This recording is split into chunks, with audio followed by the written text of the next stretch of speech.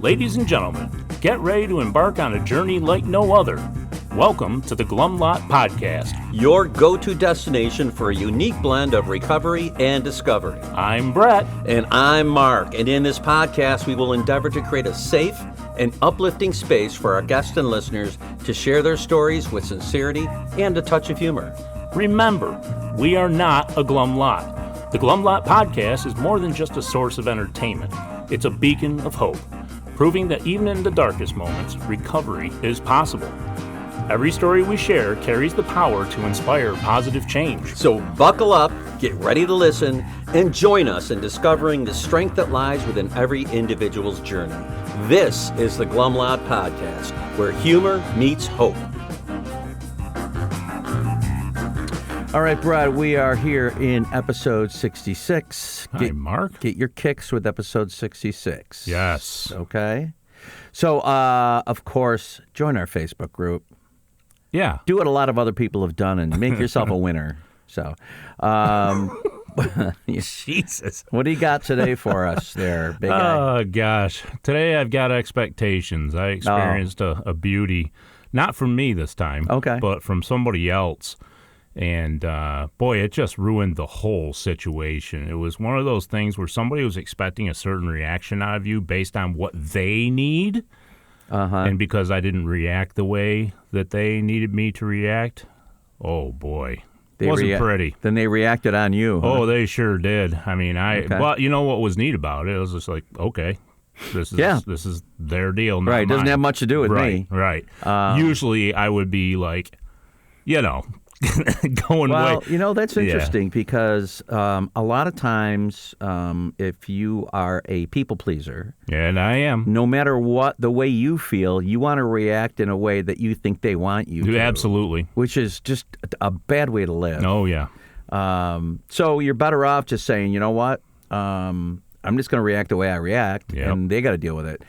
And by the same token, I've always said this, if your expectations are high, your serenity is going to be low, especially when it comes to people. Yes. Yeah. So, and then they lead to resentments and then the whole rest. Yeah, and trying to manage expectations is difficult.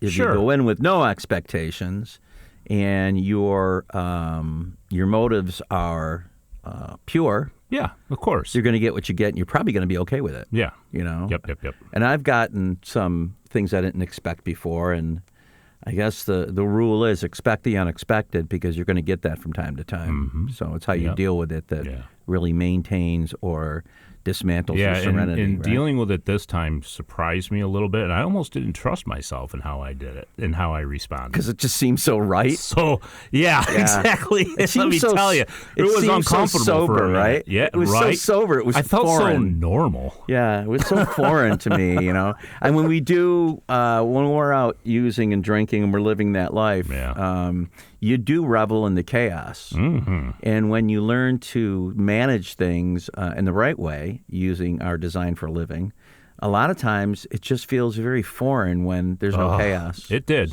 admittedly. Yeah. But I'm glad that I reacted the way I did. I'm glad I reacted the way that I was taught to react. And lo and behold, I'm good. You experienced progress. Yes, and I it is did. progress, not perfection. That's right. All we can really do, the best thing we can do in a situation like yours is be grateful for the progress we're making. That's right. That's right. So that's why I bring it up. Awesome. I am. So let's get to our guest today. Our guest is none other than Gene. Hey, Gene. Welcome, Gene. Yeah. Gene, welcome to the Glum Lot Podcast. Good to have you. We're so glad you're here. And we'd like to start with your sobriety date. My sobriety date is April 13th, 2000. Nice. So we are, we're 24 years. Yeah, 24 Man, years. Nice. Excellent. And can you take us back to your first experience with the effects of alcohol in your life? Like all the details. Well, I was thinking of this, and I actually can't remember my actual first drink. I know there were parties in high school, and I know I got drunk because whenever I drank, I did get drunk. But I do remember what I like to say is when my alcohol became my higher power. I remember that day like it was yesterday, and I was going through a lot of things. A lot of bad things had happened, and I was just graduating high school. I was planning to go to college, and I went to a party, and I was drinking that nasty beer, and it was like, oh, I feel made all better those things now. just not be as big. And it was like, the sun was setting, and it was just glorious, and I was like, oh, this is the answer. Yeah. Something happened upstairs. Yes, in the upstairs of the studio. Somebody dropped a safe. Yeah. Right? So anyway, was that God's thunder coming down? That could be it. So you were hooked. Yeah. And you chased it. Yep. And so from that period of time when you were graduating from high school and getting ready to go to college? Yes, I went to college. You lit up to alcohol. You go to college. What happens there? I went to college. The first day I was there was my 18th birthday, and back then that was the legal age. Oh. And I went down to the bars. I met every bartender, half the fraternity boys, and I was just off and running. I was just drinking as much and as often as I could. Now, were you pretty outgoing in high school? No. This is a change. Yeah, I was very... Without alcohol, I was like social anxiety, like very severe. I couldn't talk. I couldn't, look at anybody. But when I had the alcohol, and after that first time, I figured out, oh, I'm not shy anymore. And then you were free. Then I was crazy. I was just crazy. out there and anything was possible. Yeah, I was just out there and drinking tons of But at the time, stuff. It was fun. Yeah, it was, it was a party college, and I thought everyone was drinking like I was, but when I look back at it, I was different. Yeah. I didn't graduate. They graduated. I was going to say, was there any repercussions from your college drinking? Yeah, I didn't. One semester. Oh, you were one and done? Yeah, just like me. My I was first 3, college, yeah. I got a 0.1 my first semester, so I did well. Yeah, and I didn't fail out. It just, I couldn't. Oh. I was mentally and emotionally just couldn't. I might have been a year. I think I made it a year. And, all my friends who I thought drank like me, they managed to study and finish the 4 years. Yeah, same. What happened at the end of that first year? Did you just decide this isn't for me? I don't know what. Yeah, I think it was. I was going into some kind of computer science. It wasn't for me. I didn't know what I was doing. I was very emotionally all over the place, drinking all the time, and I just decided to come home, and I just got a job, and I went to several other colleges that didn't work out. It just didn't work out. Yeah, you weren't finding a home. Yeah. No, and I couldn't stop drinking. So did your drinking progress during this period?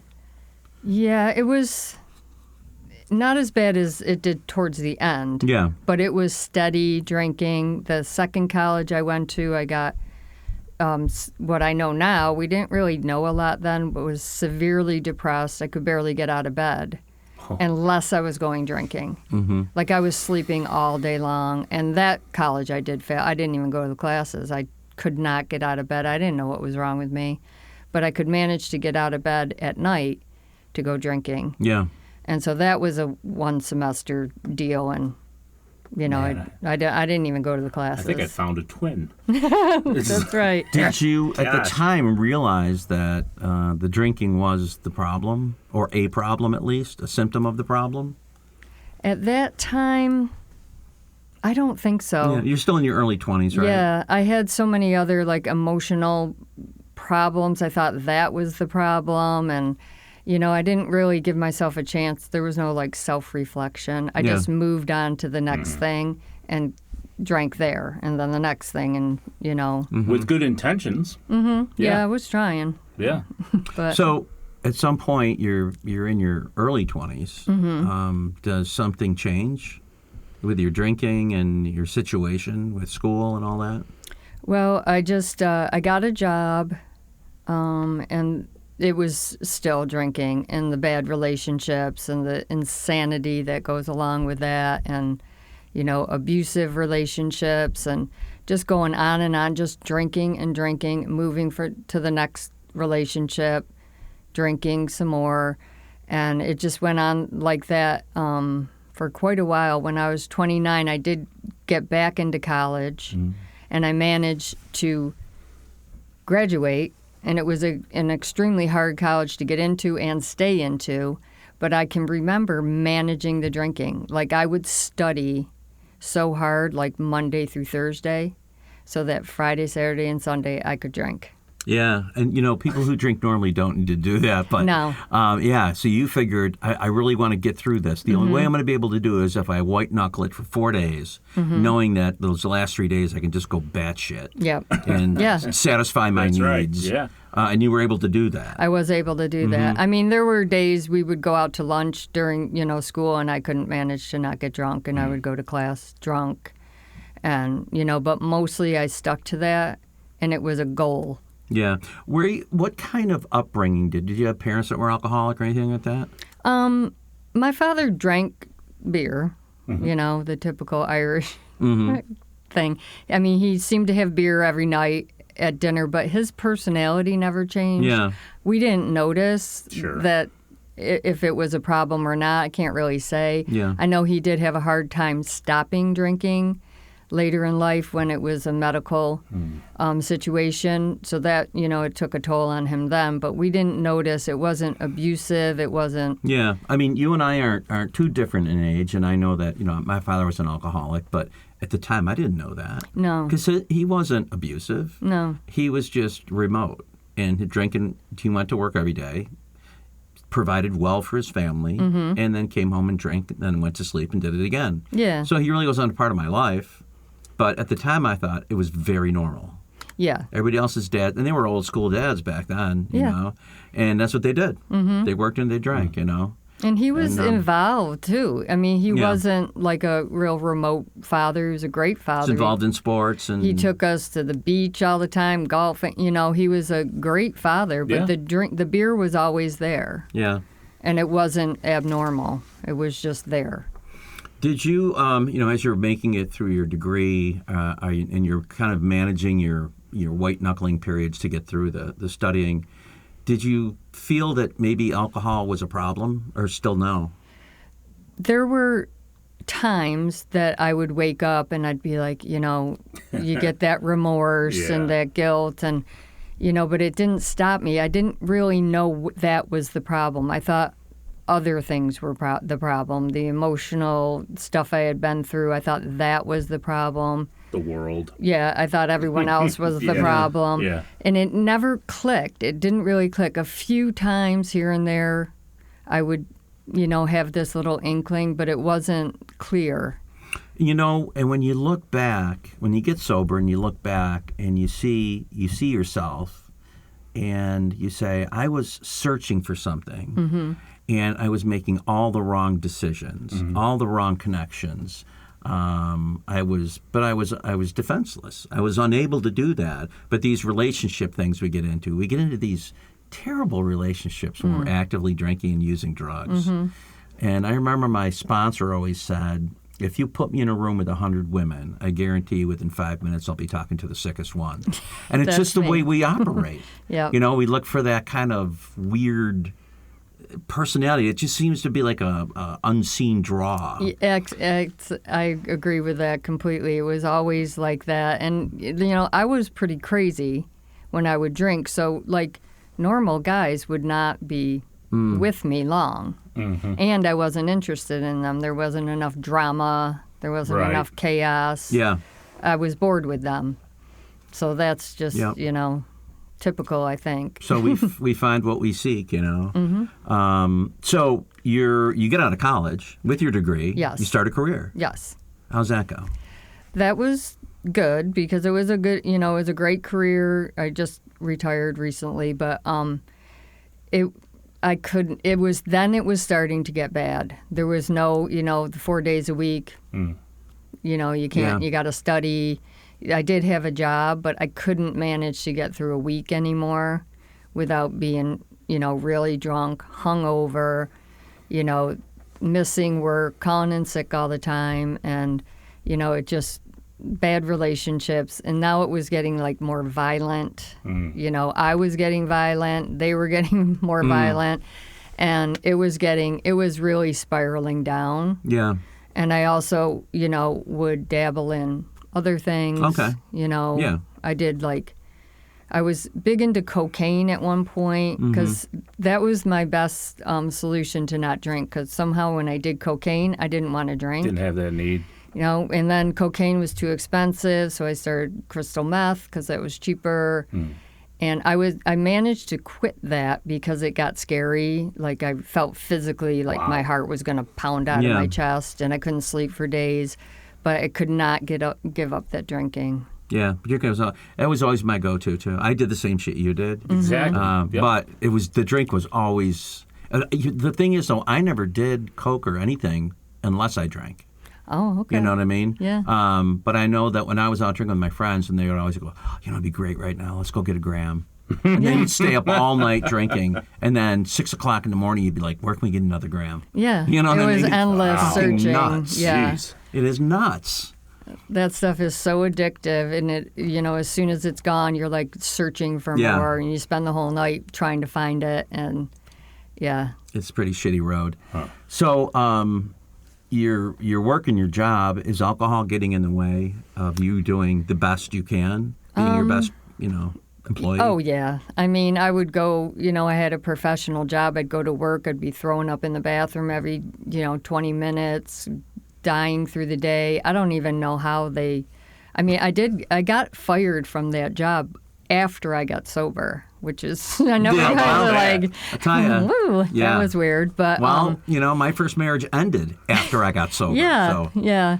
But, it was getting in the way of everything. And I was, coming in with black eyes. Yeah. And, I hit myself with the door, making excuses. And everyone was like, something's going on here. But, I was just holding on by a thread. Your life was unmanageable. Yeah. And I was really split into two different people. Yeah, because you had to be one person when you got there, and then when you got home, was another one. Yeah, and it was just insane. I couldn't even keep up with all the different people I had to be back then. It was exhausting. Did there come a point at which something changed, something happened to you, there was a switch? Yeah, I mean, it was getting worse and worse and more violent. And my last drunk, not my last drink, I woke up, the house was trashed. I had scratches and bruises all over, and I had no idea what happened. Oof. And I, was like, I'm not drinking again. It was scary enough. Yeah. And then 4 days later, I was at a restaurant. I was just talking about this at a meeting today. I was at a restaurant waiting for my sister to come to eat dinner, and I could not order a glass of wine. Yeah.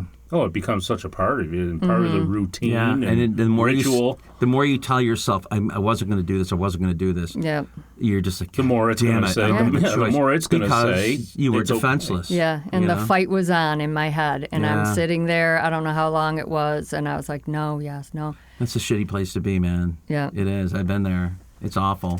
And were you prone to blackout drinking or no?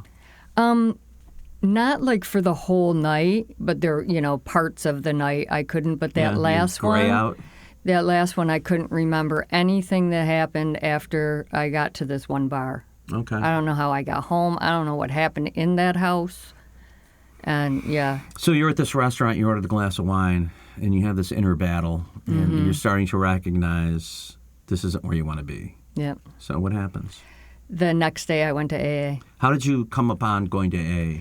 I had gone to a few meetings, like people that I had been, in relationships with. They were like, you should go. And so I went here and there to some meetings, but I was not ready because I did not know what they were talking about. I was just bewildered. And, I know now that I just wasn't ready to hear anything. Yeah.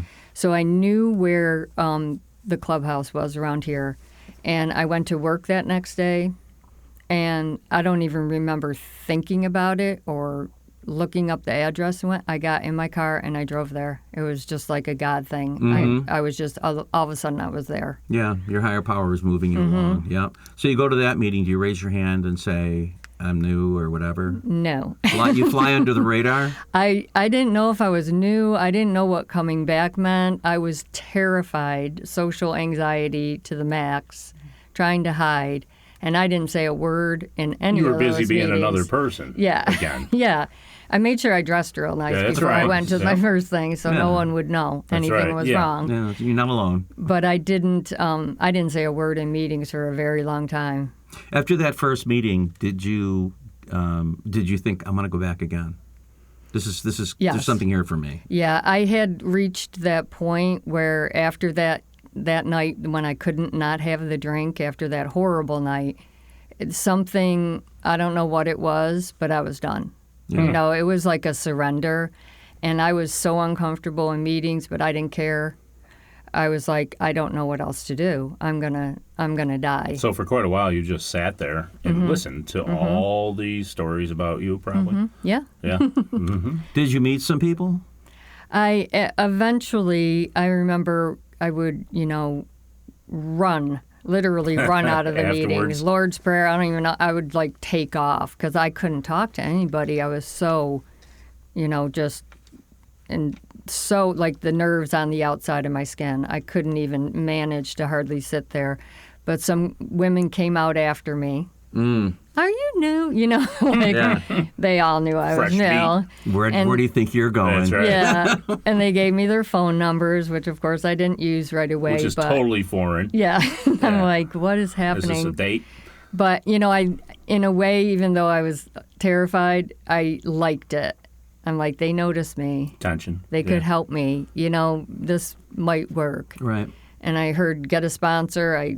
Someone said hi to me. I'm like, will you be my sponsor? And wow. that one didn't work out. But I went every day. I went twice. I did whatever I could. Huh. And I understood what they were saying. Whereas before, when I wasn't ready, it was all foreign. Yeah. Was there a point in this early sobriety where you went back out to drink or no? No. So you knew, yeah. I can't drink. Yep. I can't drink safely. Yeah, I was I wasn't, talking or doing anything. That switch had flipped. Yeah, it you just were sold. flipped. Yeah, I was done. I did not want to drink anymore, and I didn't care what they told me to do. I was desperate. Yeah, the gift of desperation. So did you find a sponsor? I did, and this is another God situation. So she comes in. She was one of my patients.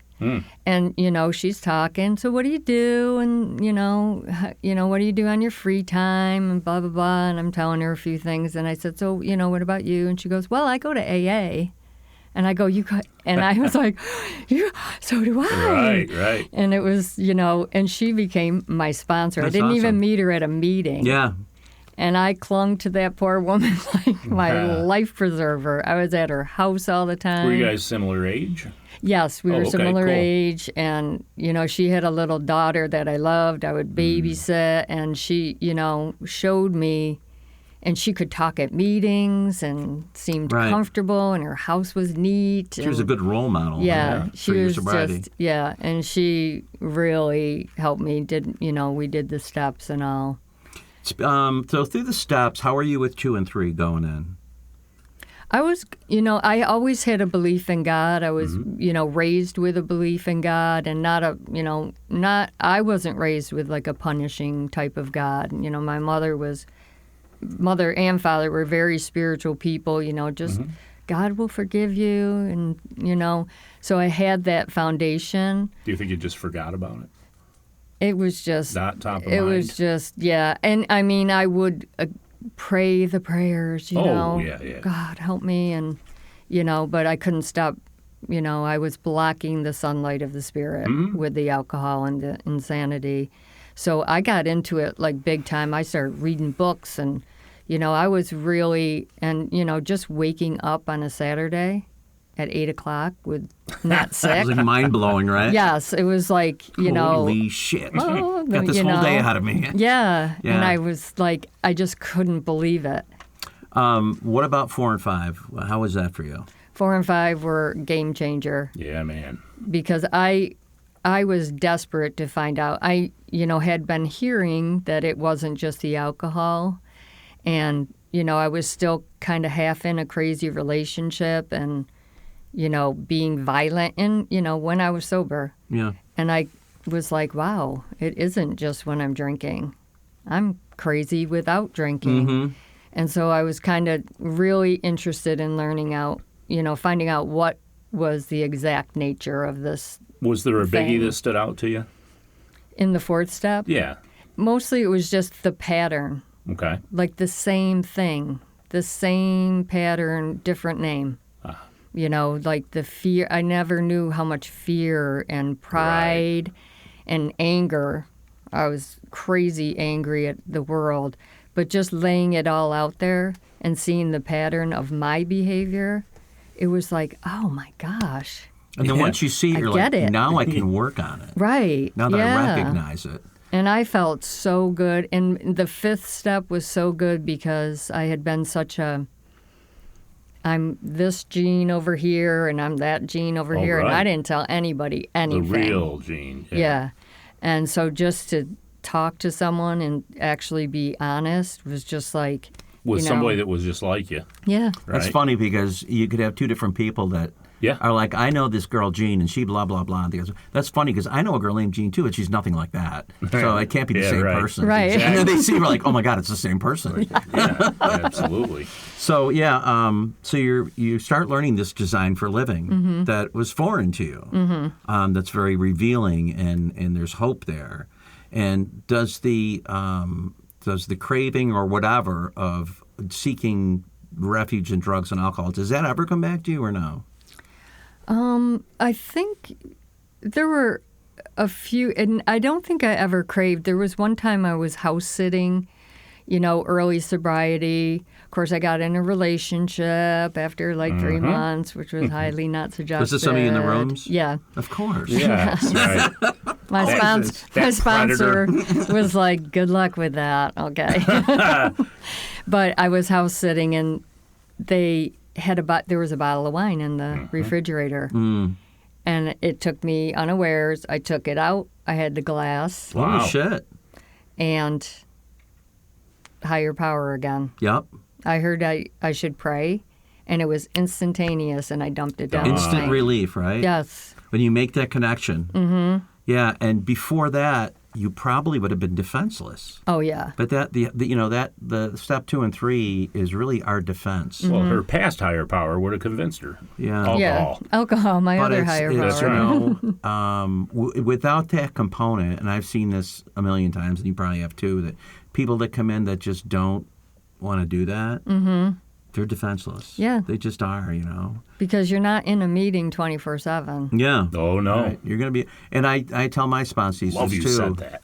that there's going to come a point at which it's just you and the alcohol. And then that's where the test really is. Yeah. No, you're not going to be tempted to drink at a meeting. No. You're probably not going to be tempted to drink when you're with other alcoholics. Right. But when you're alone and it's there and you're like, holy shit. Left to your own, yeah. Plus, I could do this and nobody would know. Yeah, that's what it was. I wasn't home. Yeah. I was out like in the country, and nothing was happening. I didn't feel bad. I had a great day. Right. It was just there. It was just there. Right. And, it's always tapping on our shoulder, romanticizing itself. Mm-hmm. And a lot of times, too, it's like, well, one drink's not going to kill you. Right. But in fact, it is. Yeah. Yeah, but now you've got, instead of like the devil on one shoulder and God on the other, you've got the unity of the fellowship on one shoulder and your higher power, Exactly. right? So both of those things are a Yes. big deal. Yeah. And sometimes the further away you are from a drink, they used to say the further away you are from a drink, the closer you are, because you start to forget. Like, I had to start thinking about how it was because it's been so long, and it was like a completely different life that sometimes you can kind of be like, Right, that pain motivation will only take you so far. Right. And then it wears off. And then you have to either be living the solution or, there was a case, for me, I think I was sober about 7 years maybe, and my meetings started tapering off. And then I got involved in some things, and I stopped going to meetings, and I didn't go to meetings for years. And I didn't drink, but the old behaviors came back very slowly, very small.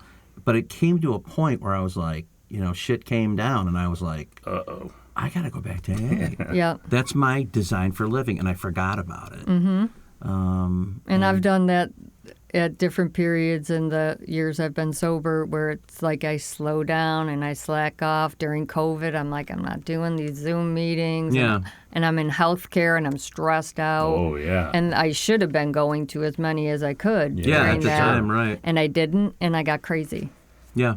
The anger, the everything coming right back. Exhaustion. All Yeah, playing into And you know, that. your life can be unmanageable without drinking. Oh, yeah. It will be. Yeah, I mean, that's what happened with Multiple mine. times. My life became unmanageable, and you know, you can't manage your way out of an unmanageable situation if you're in the same headspace. Right. So I had to go have people tell me what to do. Yeah. And, you know, and hook up with that design for living. So have you had occasion to work with other people now that you've got sobriety? I mean, in early sobriety, I did it a lot. You know, I was like all into AA, sure. and, you know, I sponsored people. A lot of them didn't make it. Yep. I have a couple people that are been sober for quite a long time that I sponsored. And then just recently, like after the COVID thing, and then I retired and I started going to AA more and more, and I was just dying to sponsor. Like, I'm like, I want to sponsor someone, and then I have one, and she's awesome. Yeah. And I mean, I could cry. I'm so happy for her sobriety. Yeah. And watching it is just And seeing awesome. that light turn on in their eyes, right? And yeah, you're getting emotional, see? I mean, that's why we have to do it. Yeah. And you know, and when our sponsees suffer, we feel it. Oh. That really renews that motivation, that pain motivation. You see them suffering, you're like, this is some serious shit. Right. And sometimes I forget, you know, how devastating it is. And then you meet somebody and you become friends with them and you're emotionally invested in them. And they call you and you just hear the pain and the struggle, and you're like, holy, this is fucking real. Right. You know, it keeps it like visceral. Yeah. And it then, reminds you, it's like, I used to be like, That's me. I didn't used to have the solution either. Yeah. And I'm going to help this person get it. through it. And then they do, and they start changing, and it's the best part of AA. Yeah. Yeah. And, you know, the flip side of that is I've had sponsees that have failed. Right. And I was, you know, I mean, you try not to take it personally or whatever, but you feel it, you know, they do become your friends, and you do develop a certain, you know, sense of love for them, and you want them to succeed so bad, but you can't get them sober. No. And then you got to turn to another alcoholic and say, here's how I feel, what's going on. And they'll say, well, they were just like you when you started, you know, and you're just one of the chosen few that made it through. That's Right. all. Yeah. Yeah. And most of us, unfortunately, a lot of us don't get it. Yeah. Or at least not the first time. So, you know, it is sad, though. And you do feel like, oh, what could I have done? You know, I have had 5 sponsees die, and it's like, and you go to their wake, and you're like, Jesus. I remember one guy. I used to drink with this guy, and I used to do coke with him, and then I got sober, and he didn't. And then he came to me one day. I think it was his 3rd DWI, and he's like, "How do you do this?" And I took him to meetings, and he was still drinking, and he just never really got honest. And he ended up drinking himself to death. And I was at his wake, and his brother came in from California, who I'd met a couple times. And after the wake, he sees me outside, and he walks over, and he said, "Hey, I got to ask you, what step did he not get?" I'm like, he never got one. Right. He never got one. Yeah. He could never get honest with himself. Right. And I don't know why. He was a smart guy, you know. He drank like me, but, you know, that's not mine to know, you know, why he never got it. It's just, it's sad, and you see it, and it's painful, and then you move on because there's other people you can help, Right. you know, and you can have successes. And you never know who's going to come back either. You don't, yeah, that's So, true. You know, those seeds have to be planted at Yeah. the same Well, time. he wasn't coming back. Well, no, but, you know, Yeah. when you say he was smart, Yeah. probably to a fault because he had it figured out. Yeah. Well, every day he had some other way that he had it figured out. I mean, the thing is, we think we're so smart that we think we can manage not only our drinking in our lives, but we can manage our way through sobriety while still learning to drink. Absolutely. And it's just like, it doesn't work. Right. It's not going to happen. We that know way. better than reality.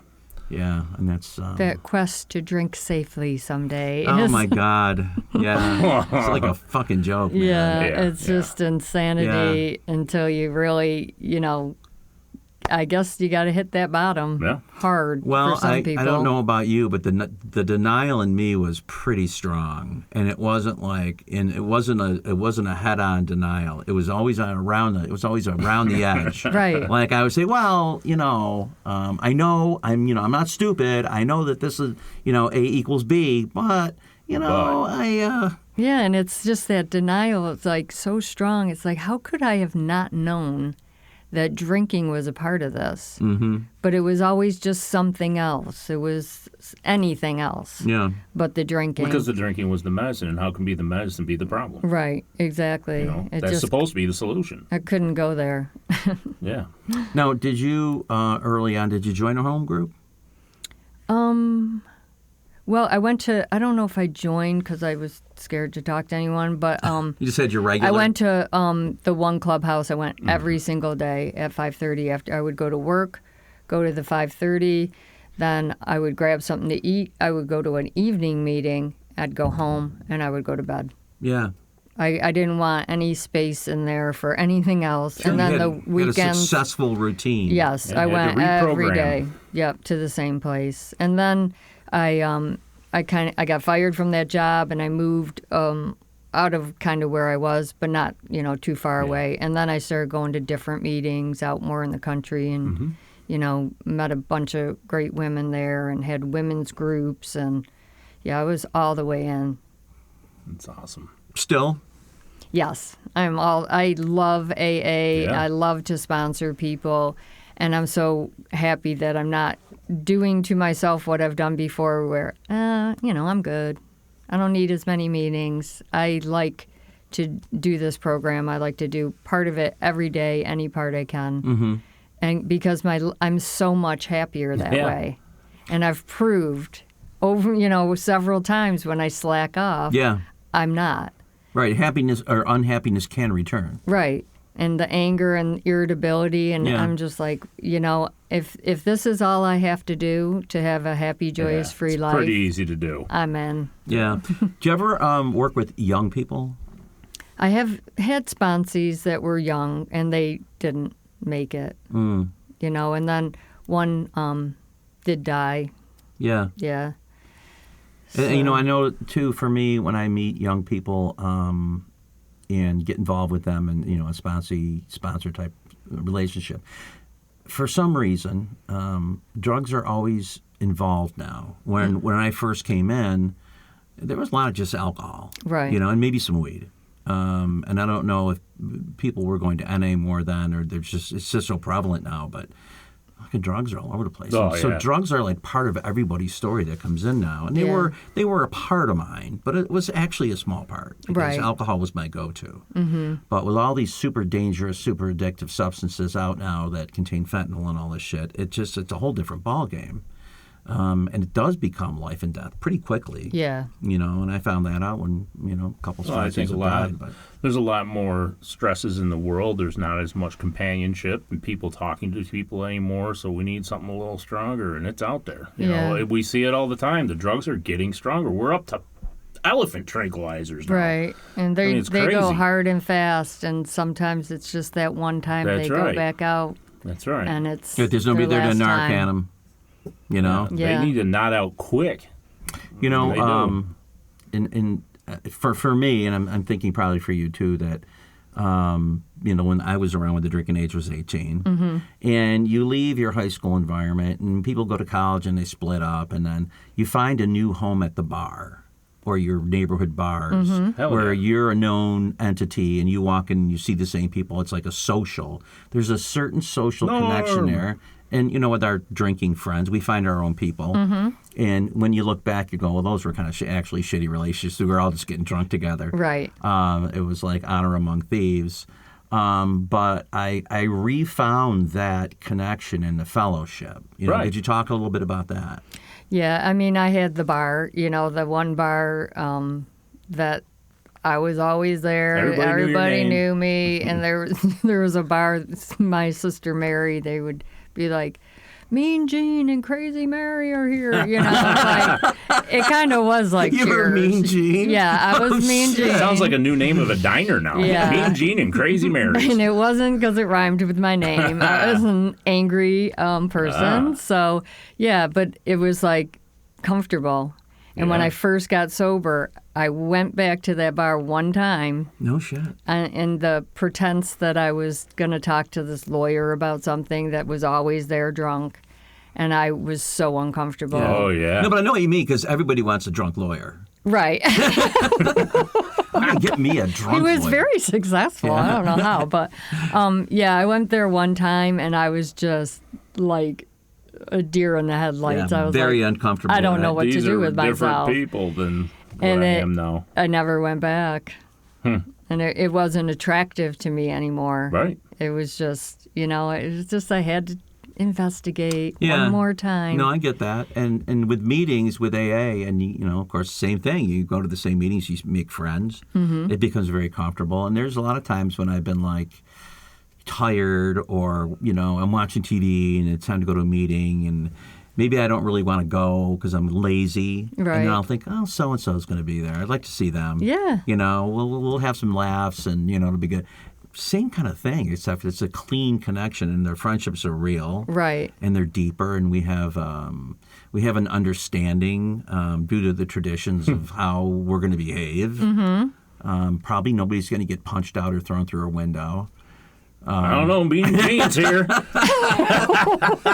it is that, and when new people Let's give it a shot. Let's see if we... Yeah, right. Let's see if we can piss her off. It's a challenge. Yeah. The badger will come out. That, a lot of times new people come in and the first thing people say is welcome home. Yeah. Right. But I really do feel when I walk to an AA meeting where I know these people, I feel like I'm home. Yeah, absolutely. And it's that feeling of being comfortable, being accepted, that the fellowship offers. And a lot of people don't see that, And I know, like, when you first came in, I know, years ago, we've had a lot of young women on the podcast. Mm-hmm. They'll say, yeah, I went to a meeting when I was 20, and it was a bunch of old men. Yeah. Right. And they just don't feel like it's, this is not going to be my new home. Right. Old, crusty old dudes, but it's changing.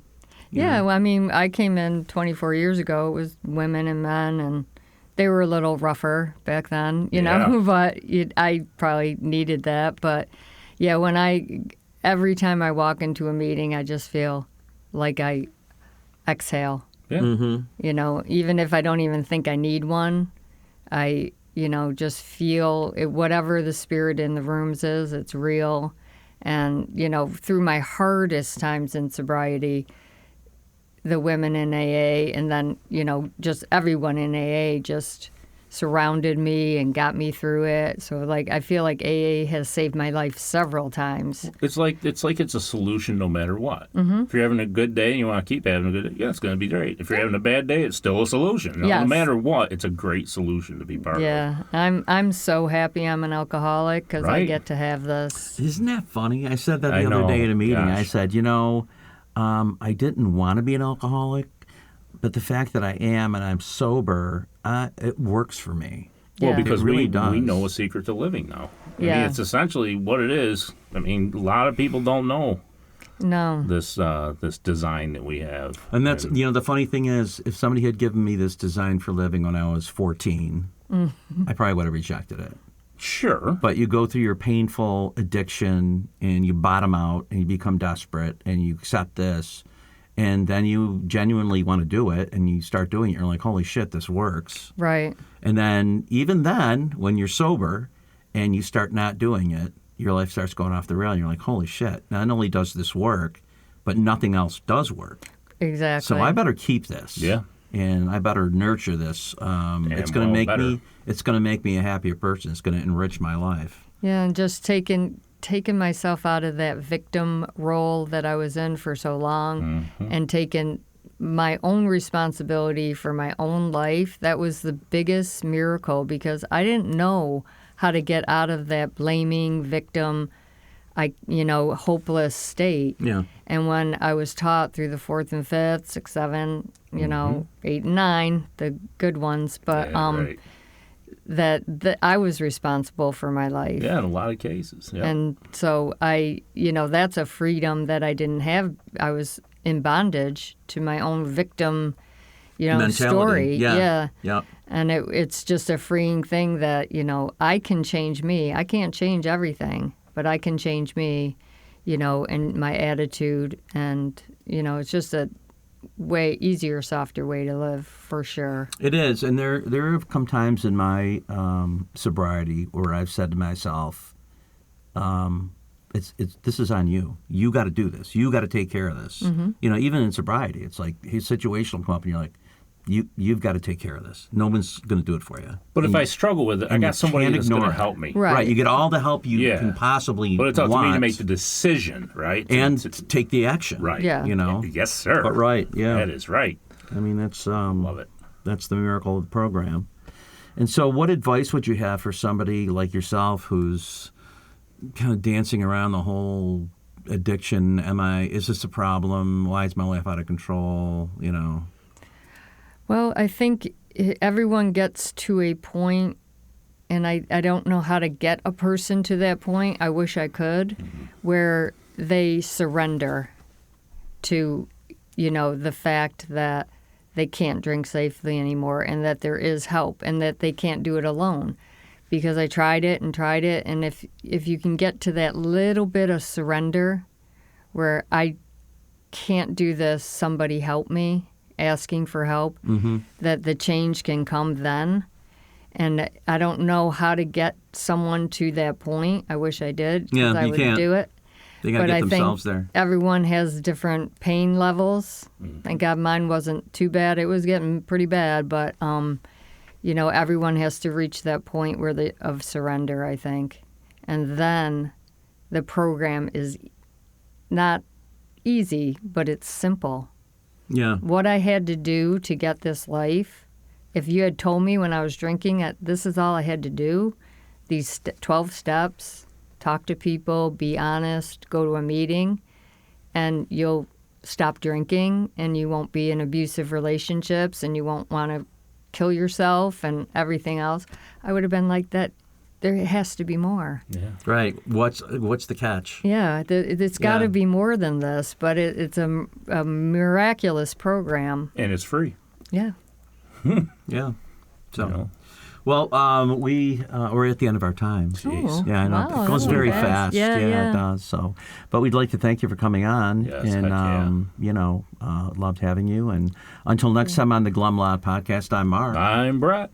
And I'm Jean.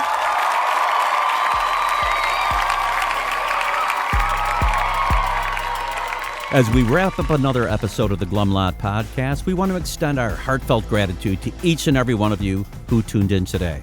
Navigating the path to recovery from alcohol and other substances is a journey filled with challenges, triumphs, and self-discovery. Remember, we're not affiliated with Alcoholics Anonymous, but we're here to provide a safe space for open conversations about the complexities of recovery. Your stories, courage, and resilience inspire us and our listeners alike. If you or someone you know is on the transformative journey, know that you're not alone. Join us next time as we continue to explore the diverse facets of recovery. Until then, stay strong, stay connected, and remember that each day is a step towards a brighter, sober tomorrow. Thank you for being part of the Glum Lot community.